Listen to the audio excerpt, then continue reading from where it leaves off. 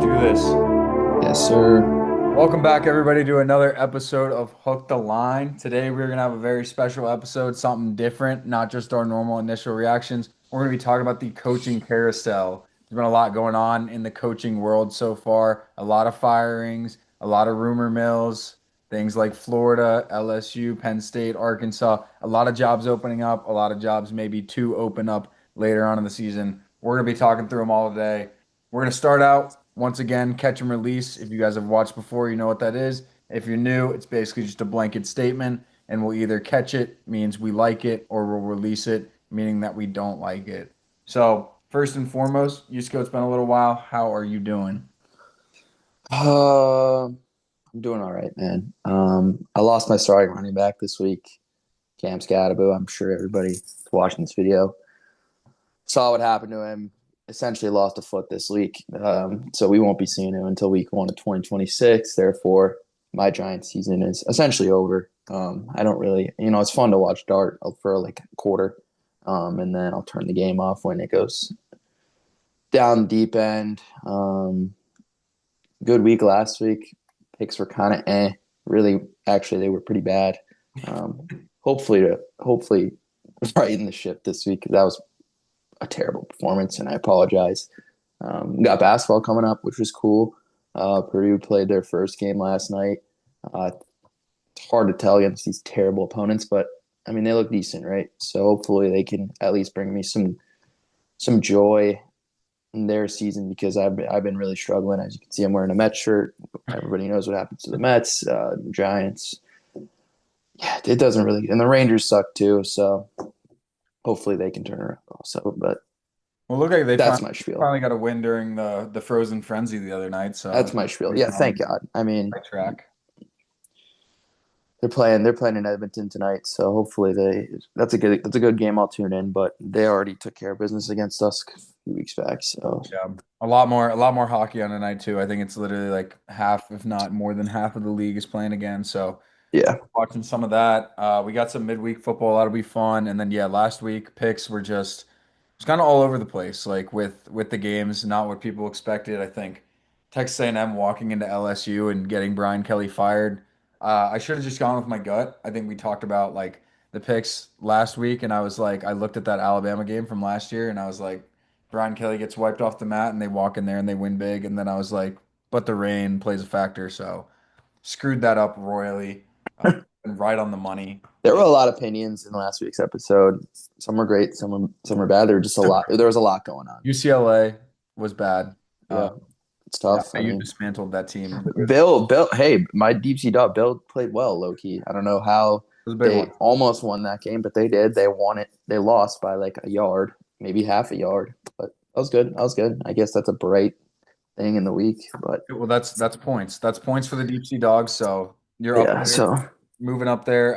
Ole Miss also your quarterback list where you had Chambliss. Chambliss is looking good again. Ole Miss is yeah, looking. Chamis does look really good to be honest with you. Yeah, He single handedly put Lane Kiffin's name into the coaching carousel for whatever reason, but we'll talk more about that probably yeah. a little bit.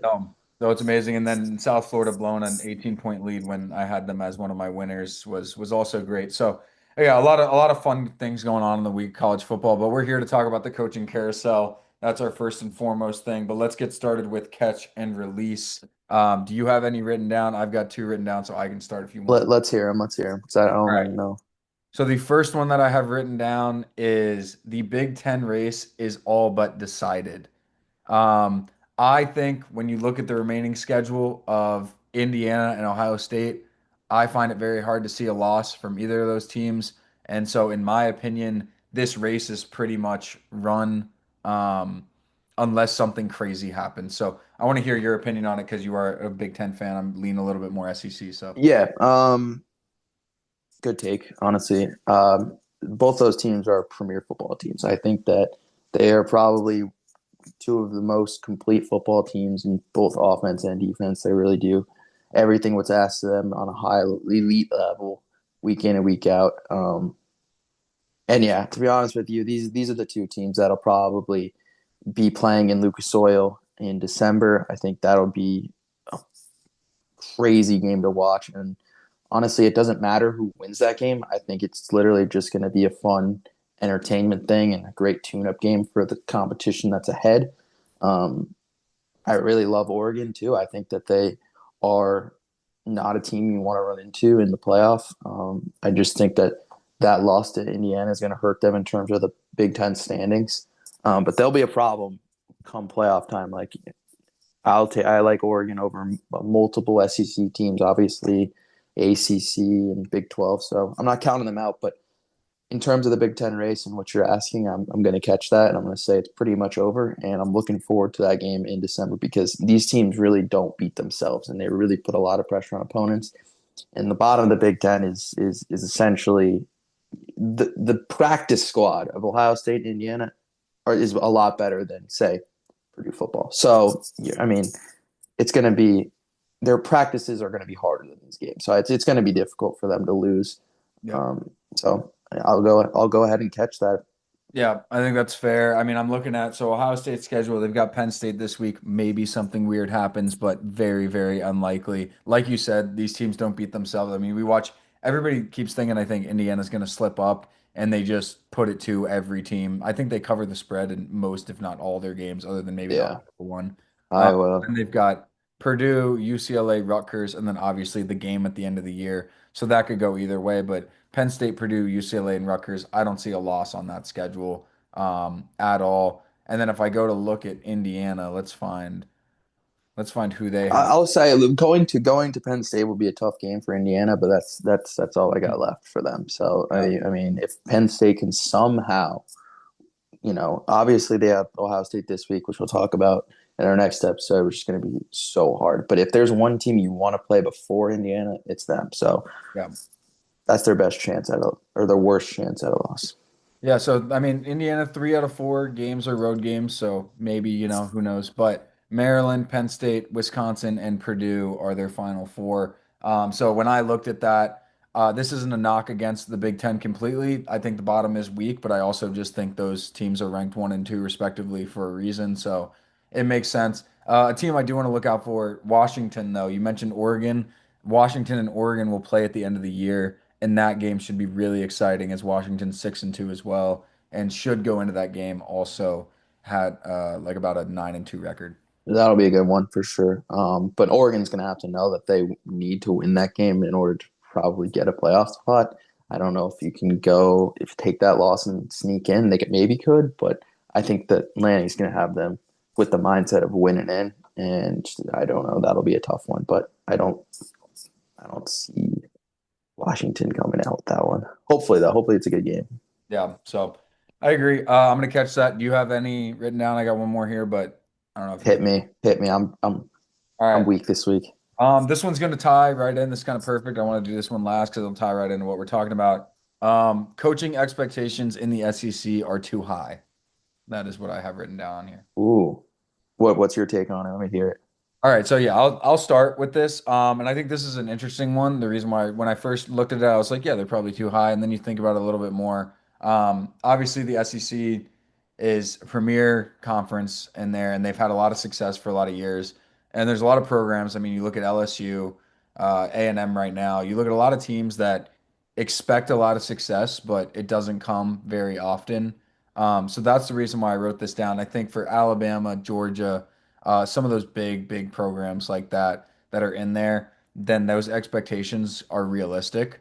But I think some of these teams that are a little bit farther down on the totem pole kind of have their expectations. Even Florida. I mean, Florida's great for a while, but it feels like they're not letting something build and they're just kind of rinsing and repeating a cycle that maybe shows that expectations are a little bit too high. So I'm actually gonna catch this, but it's a very, very thin line between too high expectations and not.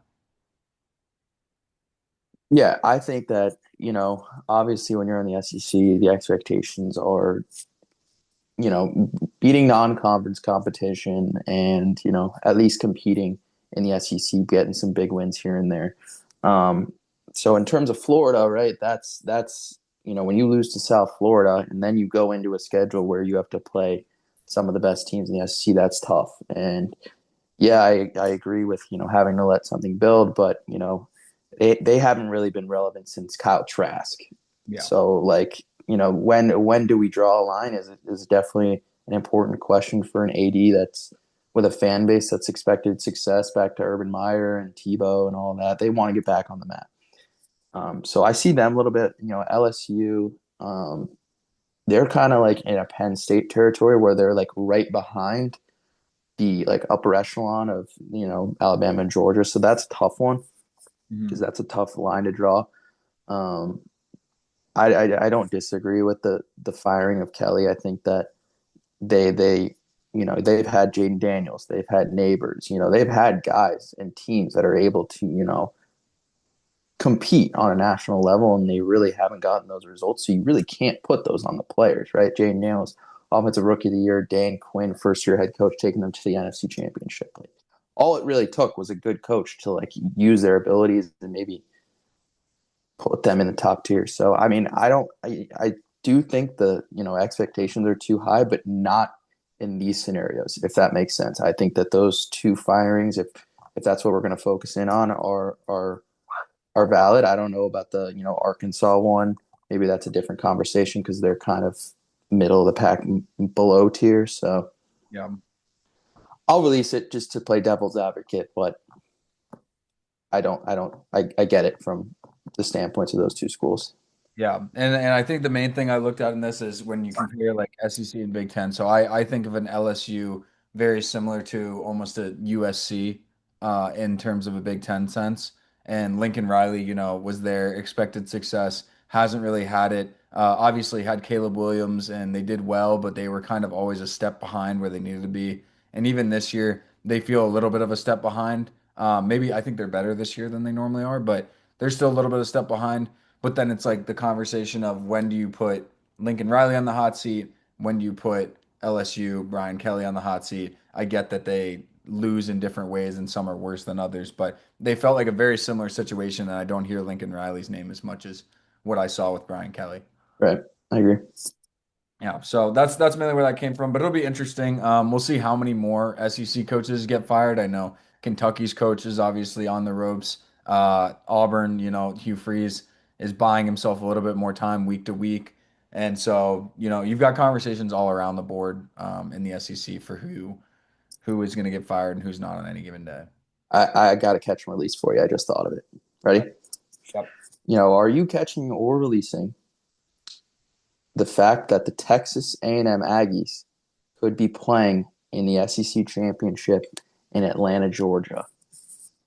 Oh God, that is.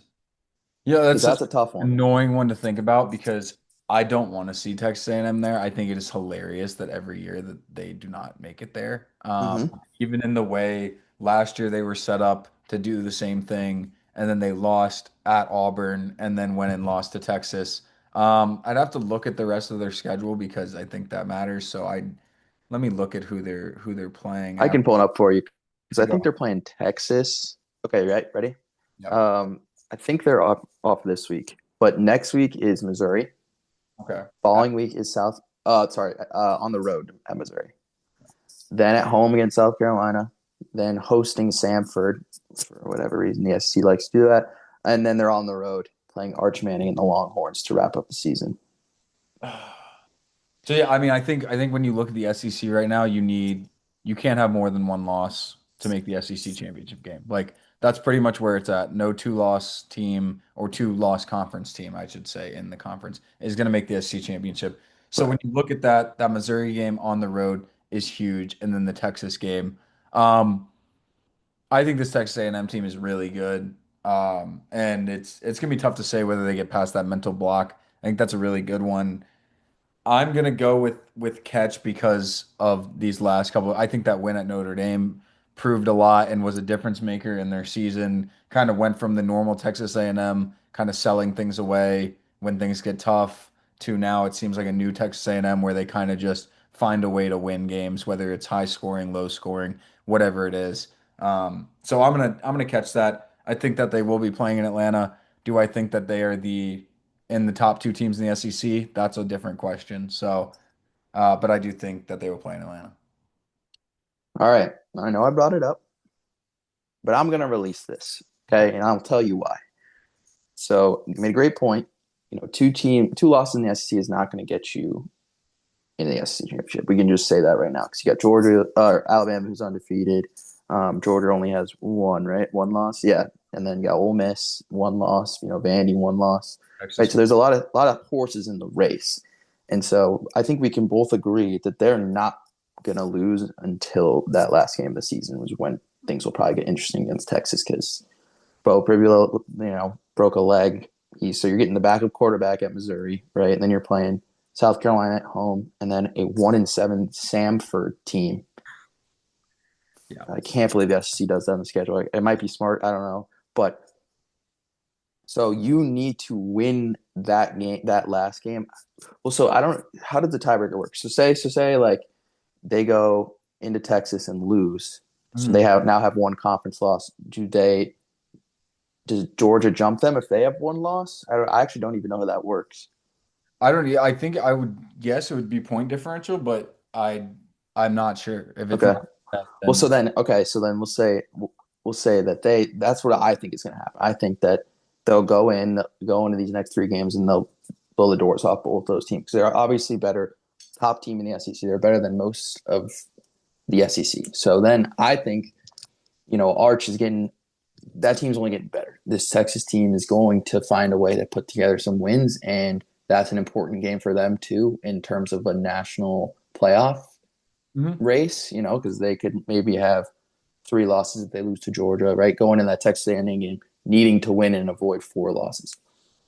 So I think Texas A&M could lose, and I really think we could go back to seeing the traditional Georgia of Alabama in Atlanta, and SC is probably going to want that because that's going to generate a lot more views probably, and obviously just the general national attention that comes to that game is Yeah. probably not a crazy take. So I'll release it because I know you're not a big A&M fan. I mean, not many people are, so we'll hate on them for a little bit. Yeah. But I do think they're a really good team on a national scale. I just think that they catch some bad luck in terms of the SEC No, I agree. competition. Yeah, and I think Alabama, Georgia is what I would want to see. I don't care that it's rinse and repeat. I think they're the two best teams in the conference. I think it's It's that simple. fun. Every game delivers. So if I had my choice, I would choose that game. But I do But think, there's also, like I said, there's another horses in the race. I mean, Ole Miss only has one conference loss, and but they did lose to Georgia, right? So things get interesting. yeah, and That'll you be a mentioned fun. Texas. I mean, Texas could all of a sudden, come Texas, alive as they well. could. They're just in a territory where they can't lose again, right? Once you lose that Florida game, you're like, all right, well, we have to have had lost our last football game. Like Yeah. you can't expect to lose another game and be in the conversation. So, Yeah, and credit to them. Crazy, crazy way they won that game against yeah, Georgia. Full that's credit. that's that's all it takes is a moment like that to I change know. your season. So, So that was a big one. All right. Well, that's enough for catch and release. Let's get into real talk today. Coaching carousel. I do want to bring up about an hour before we started filming this, Matt Rule did sign a new contract with Nebraska, 2 years for oh well, 11.7 million per year. Buyout is 15 million, effectively probably removing him out of the coaching pool. I don't know if anybody yeah. that, but I didn't think he was going anywhere. I think that's where he wants to be. He's able to build what he wanted to build, and it's too soon to jump ship for him. I think he wants to, build something there to like get Nebraska to the top. You know what I mean? I So agree. And they're an established historic program, so it's not like you're in a place he's that all he's got everything he wants. So so, all right. Well, then the way that we're going to do this, we're just going to talk about the top three jobs. In our opinion, I think we're pretty agreed on this. That it is LSU, Penn State, Florida. I don't know what order you would I put would them. probably put it in that order. Probably in that order. That's the order that Yeah. I have on here. So those three jobs, we'll talk through them and then who we think are the best fits for those jobs. Maybe some of the candidates there, who we would like to see, and then at Yeah. the end, we'll go through our hot seat power rankings for who might get fired next. All right. Who do you want? We're leading with SEC, LSU. Yeah, let's start with LSU. Let's just start with the big one. I mean, the most recent one, so it's on all the headlines. Brian Kelly fired after they get blown out again, second year in a row, getting blown out at home in a really important game. Brian Kelly finally gets the axe, and now they're looking for a new coach right before they play Alabama, which is, that's great. But go ahead and give me your take on that, maybe who you like to possibly fill that role. Yeah, premier job in the entire landscape. I think anyone with a brain that follows a sport like we do can agree upon that. This is a premier job, and I don't know what direction they're going to go in. Or do you get an established coach? Do you go for the chance of someone who hasn't gotten that spotlight and give them a chance to get over the hump? Which is I don't know which route LSU is going to go.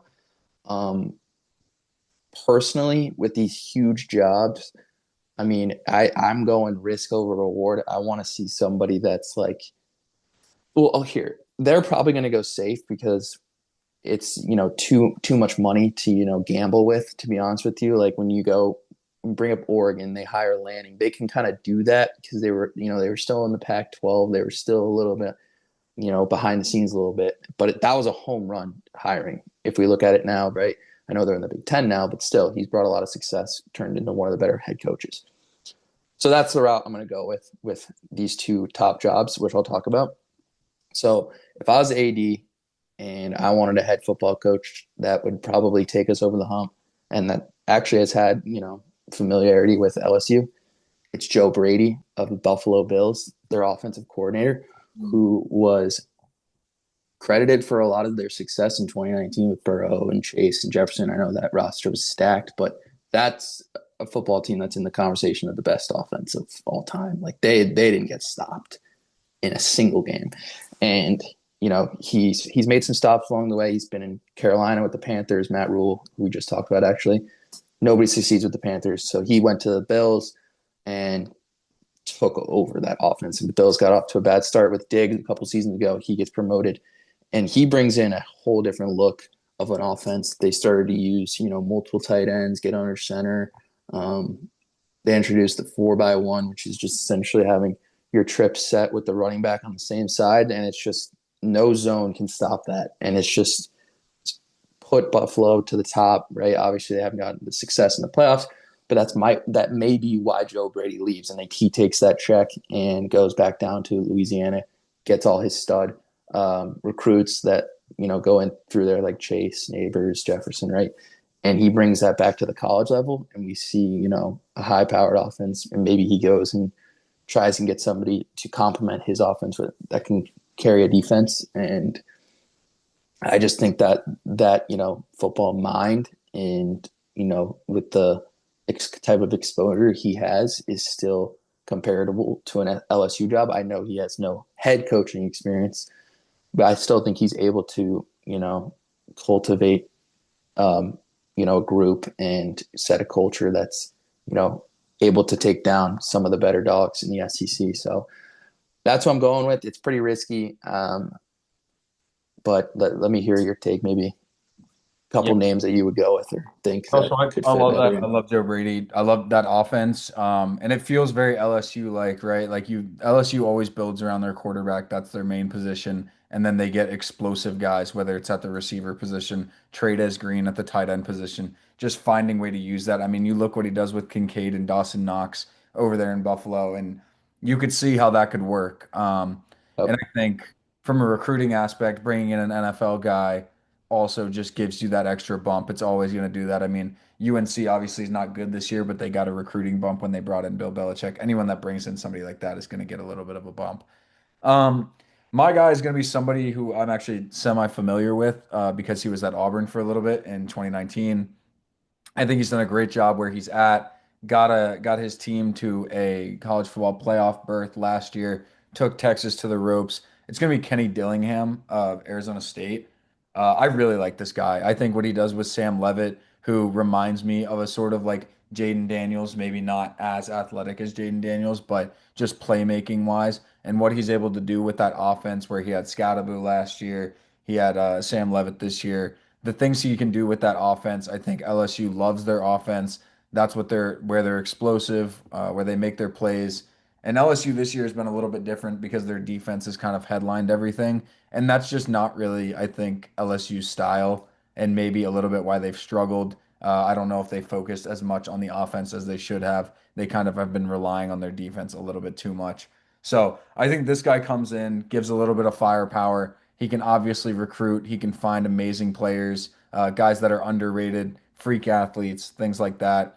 And then he was with Bo Nix in 2019, so that's why I know him. He was the quarterbacks coach for that. So I trust him with any quarterback with what he did with Bo Nix to kind of help develop him. And then he also turned that Arizona State team from a 3-9 2023 season then to 10-2 in 2024. So he's obviously got the ability to make change, bring energy. He's got that. I mean, I've seen interviews with that. So I love where he's at there. I think that would just be a really fun coach to have in the job. I think LSU needs a big energy boost, a big change, somebody who will come in and fire up the crowd, get Death Valley rocking again. So that's what I'm going with, purely kind of off vibes more than anything. I love that guy. I love that take. I think he deserves a better, not a better, like more exposure, right? So like an LSU job is perfect for that. I think he deserves like an upgrade in terms of like a program because he's awesome and he is hilarious to watch on like the interviews and stuff. I'm sure he can,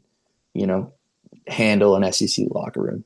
No, that fan base would fall in love with him real quick, especially Yeah, if he starts winning games. I would love to. I mean, the way that he took Texas on the ropes alone showed me that he can compete in the SEC. And to be real, they should have won that game. I was at that game live, and there was no way in hell they should have lost that game, and they somehow did. And that was not on him at all. But he coached a great game. Obviously, Scadaboo is a freak of nature, so there was that. But yeah, I really like that guy. I've liked him ever since I saw that game. So he's the first one on my list to pop up.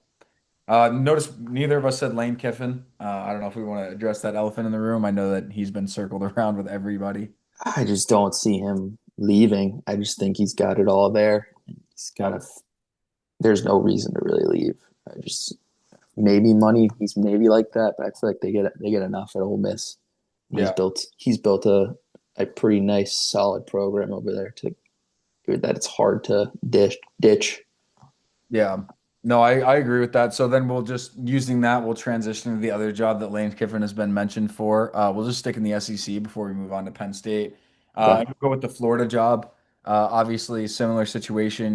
Billy Napier getting fired, not meeting expectations, has good quarterback play, so really no excuse. DJ Lagway really should have been able to be that guy. I don't know if you put that more on Lagway or if you put it more on Napier. I know we broke down some of that film, so we talked about that a little bit, but in my opinion, very valid firing. I think Florida needed change. I don't put too much on Billy Napier as much as I did maybe Brian Kelly. I think he was in a difficult situation, but I do think they needed to make a change. Go ahead and give me your thoughts on who you like in that spot.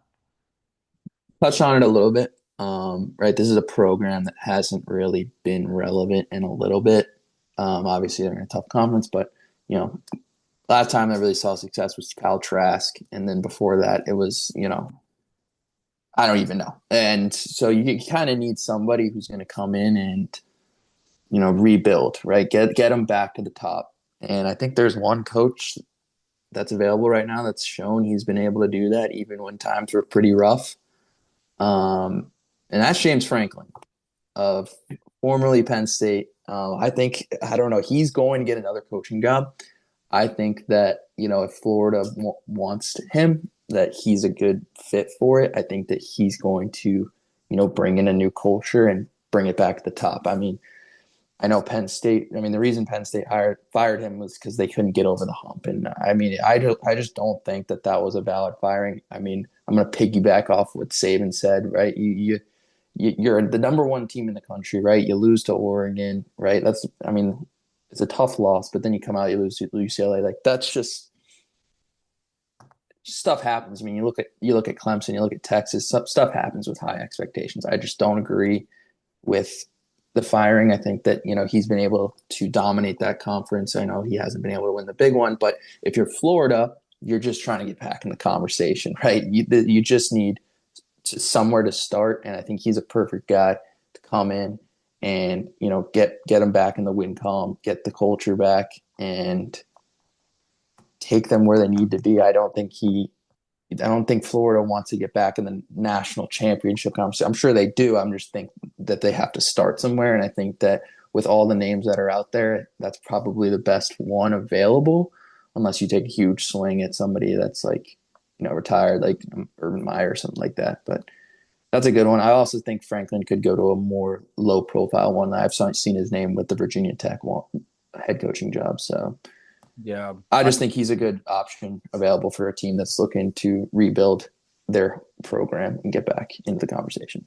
Yeah, you could get that place rocking. Franklin could get Virginia Tech. I mean, Virginia Tech is good, and that those fans are into it. I mean, that place would be pretty cool to see him take on. He deserves to be back on the sideline. I just hopefully maybe Florida, but if not, probably somewhere like Virginia Tech. Yeah, no, I agree. So yeah, James Franklin's obviously a name that's going to be thrown out there. I really like that for Florida. I had him written down, not as I had like a couple different people written down, so I had him as one of mine. I'll speak about one of the others then, because I do think that would be really fun. I just don't know if Florida's willing to go out and do that. Hopefully they are. I think that would be add a level of excitement to the SEC that would bring Florida back. I think it's almost a little bit of a guarantee that he'll at least get you to a certain level. You may not get over the hump like Penn State, but you'll at least be up there fighting. My You guy, got to start somewhere. Yes, sir.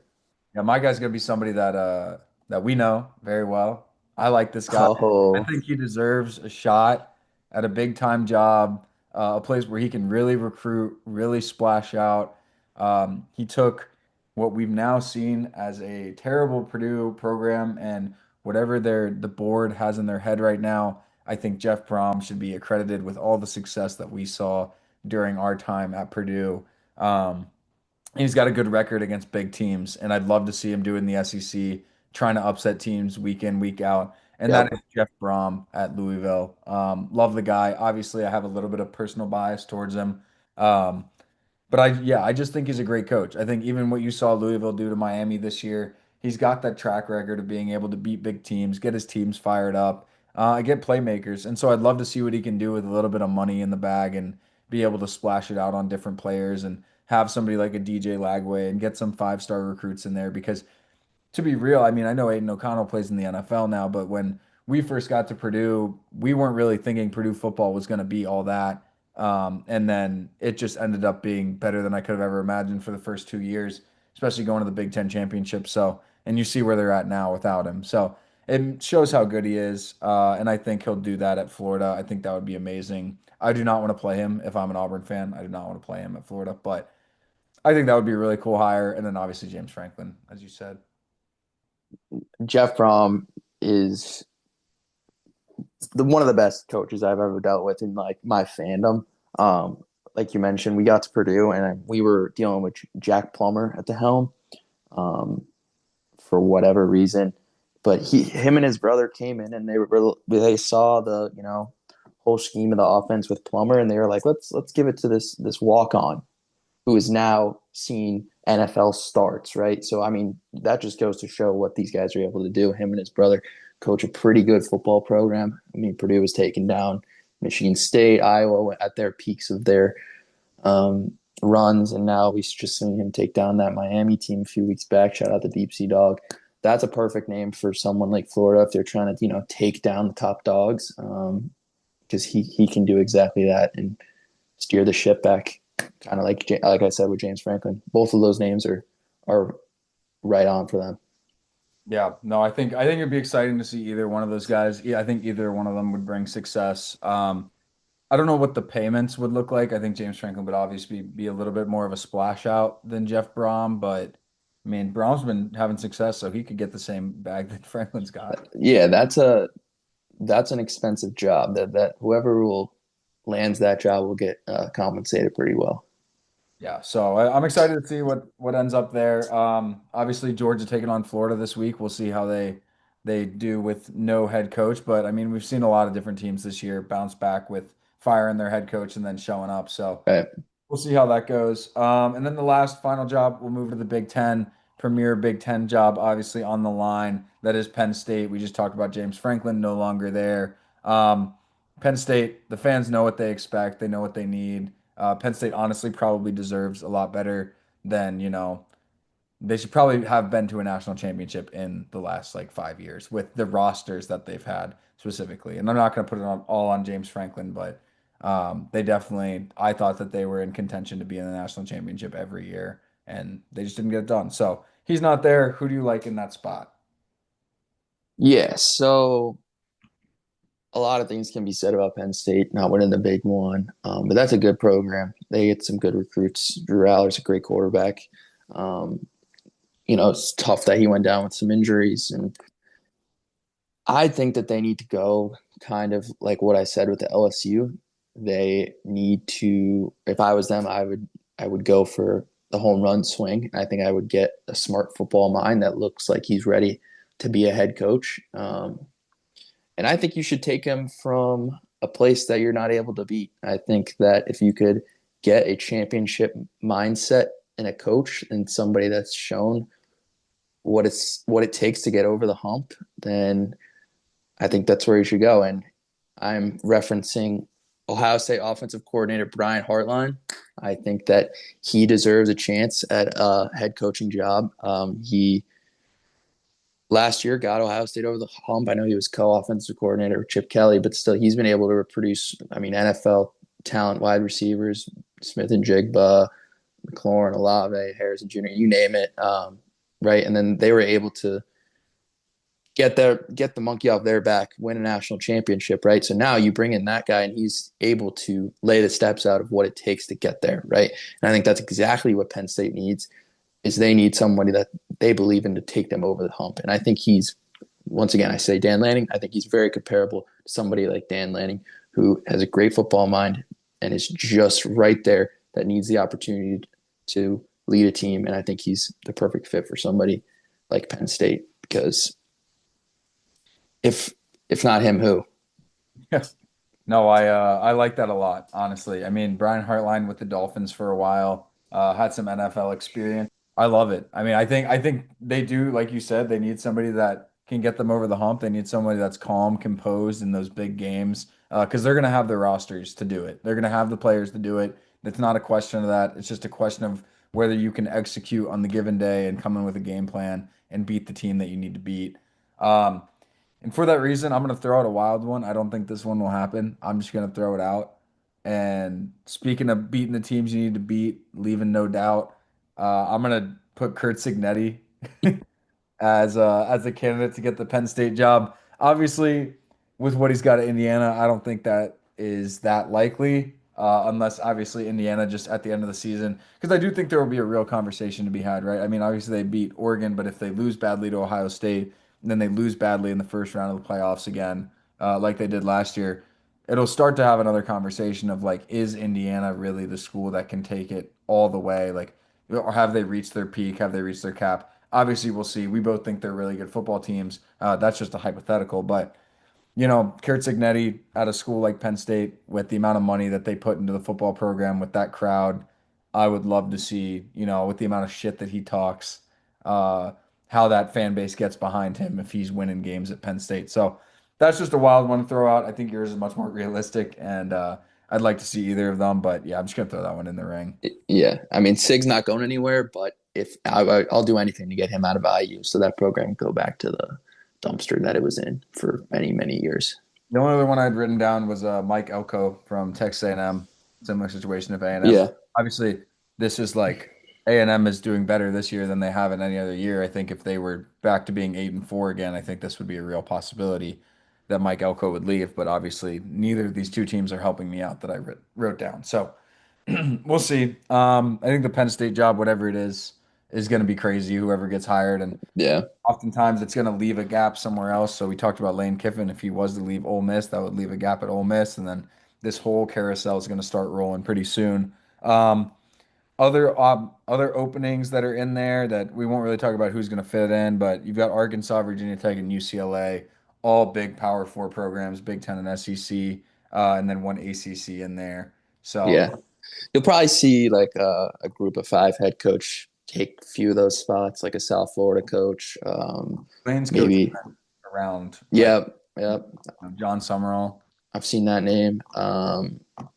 Teams that have had success as maybe lesser known teams. I saw SMU coach maybe, but I really can't put a name to any of those because those might be super random and tough to foresee. But And those Arkansas, are, I think Bobby Petrino. I mean, he coached there before. I think he was working his way up this whole time to get to coach again. So I don't think he's leaving that. Speaking of new openings that might come in, let's go ahead and move into our final part of this video, which is going to be our hot seat list. Just three names. You can do it whatever order. You can either do it one, two, three in that order. You can just put three names out there. But go ahead and give me your hot seats, top Here, three. you go ahead. I still need to put a finger on mine, so Okay, you're good. I'll go go ahead. start. I'll talk through some of these. So at number one, I have Mark Poops. He is terrible and completely checked out of Kentucky. Kentucky is by far the worst team in the SEC this year.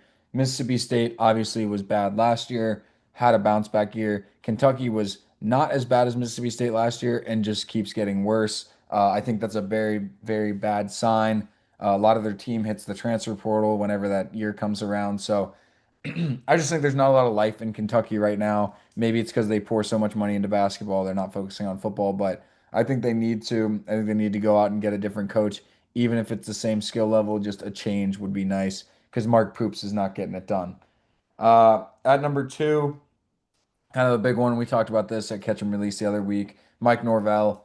I think at Florida State, I think he's had a lot of chances. I think he's had a lot of rosters, and you couldn't start a year off better than he started this year off, and then it couldn't go worse than what it's gone since. So I think that one's pretty self-explanatory. There's been a lot of talk about that. And then Wisconsin, Luke Fickle, man, like Wisconsin's wheels have just fallen off the bus in the last couple of years. I think one of those mistakes is scheduling Alabama home and home every year, just because you go and you get beat by like 30. But Wisconsin has not been competitive in a game that I've seen in a good amount of time, other than a cupcake game. So I really would like to see them back because that stadium's fun. That town is really fun. I went there with one of our buddies to go see Jump Around and when Purdue played Wisconsin. And so that was really fun. I think they deserve a better football team. And so I think it's time for a new head coach there. Decent list. I definitely agree. I would have put Norvell on my list for sure. That's just unacceptable to not get a conference win after the start to the season you had. I mean, last year we don't even need to talk about. It's just where do we draw the line with that guy? I think that's another premier job if it becomes available. Mhm. So I'm pretty sure you could get a decent amount of attention if he were to leave. Now, if I'm looking at other jobs, so if I were to, just looking at the Big Ten, if I were to name one, I know you mentioned Fickle, Yeah. dead on. I mean, that's a abysmal program, much like I don't know, like Florida in terms of disappointment. Another one I'm going to throw out is, I mean, Illinois is really not been able to do much, even though they've had high expectations. Um, Returning a lot of guys. I mean, you lose to Washington, you get destroyed by Indiana. Like, not even put up a fight against Indiana, right? I mean, that's another program where you're like, is it time for somebody new? Maybe, because that's a we saw Ryan Walters have success there, and I mean, what the hell? Like, I know he was the DC, but that guy can't get if that guy can barely get an FBS win, and I don't even know. Yeah. That just got me riled up because I hate talking about Ryan Walters and One win season. the misery he brought to us. But that's a job that's maybe worth having a conversation about. And then in terms of other ones, right? A funny one, which is kind of like definitely would never get fired, but like he's not that great of a head coach is Deion Sanders. I mean, what are we doing here? I get it. I get we're playing for clicks, but like, dude, the guy hasn't won anything. He's 1-4 in the conference. Like, I'm Mhm. sure if he um became available, he would get some attention. But what I mean, you don't need to be a head football coach. Like you're better off just doing TV or sitting on your couch doing TikToks. Like they're not that great. I mean, Shador and Travis Hunter were great prospects, and they won some football games with them because they were pretty impressive players. But now it's just like, what are we doing? Especially in a conference that's kind of wide open. I mean, there's a new winner of that one every year. Like last year's Arizona State. I mean, I don't think Arizona State's going to win it this year, right? You got BYU. I mean, Cincy's up there now. Houston, Texas Tech, right? So in a conference like that, like you can, flip a switch in a year, especially like, you bring up Signetti is a great example. You take a swing on maybe someone who's been coaching for a while, take a chance. And that goes for a lot of programs. I know I'm joshing with Colorado, but that goes for a lot of the Big 12 programs that have seen success at the top, like, a TCU, maybe a Baylor, right? Kansas State, right? Kansas State had a lot of high expectation coming into the year. Yeah. I think those are job openings that maybe need to come, especially um, at where they've been in the past, maybe. But I don't know. I'm excited to see what that happens to these three top jobs because those are obviously where all the eyes are going to be, where all the money's going to be, and it could be, we could be sitting here next year talking about, how so and so was able to turn around LSU or Penn State or Florida, right? So Exactly. No, I that's think all it's I got. I think it's interesting as well. I think a lot of smaller programs maybe would have fired their head coach by now if these openings weren't there. But there's so many good openings right now that if you were thinking about firing your head coach and you're not a premier brand in college football, it's going to be really hard to get a guy that you want. Um, so I think I speak on that mainly for why Hugh Freeze is still around. I think that's why. But essentially. I think that's going to wrap up our coaching carousel list. It is going to be wild when we come back at the end of the season and even in the off season, just watching this all take place. And who knows, things can flip on a dime. Penn State, we thought was one of the best teams in the country, and then they had within the span of 3 weeks, they had fired their head coach and they had lost three straight. So anything can happen. Anything can happen in college football, and so that's what it's going to show.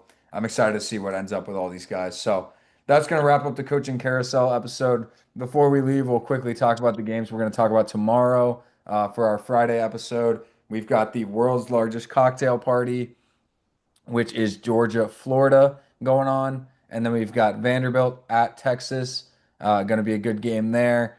Penn State at Ohio State would have probably been one of the games of the year unless except for the fact that everything went wrong for Penn State.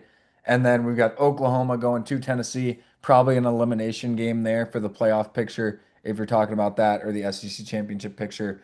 And then we've got our choice kind of. We can go where game day's going, Cincinnati at Utah, or we can go USC at Nebraska. Either one's a good one. We'll just kind of choose when it comes down to it. But those are the games that we're going to talk about come tomorrow. So make sure you stay tuned in for that. I hope you guys enjoyed today's episode. Let us know if you guys have anything down in the comments about the coaching carousel. Where do you think people are going to end up? Who gets fired next? Just let us know. And we hope you guys have a good rest of your day, and we will see you tomorrow. Yes, sir. All right. Peace. Peace.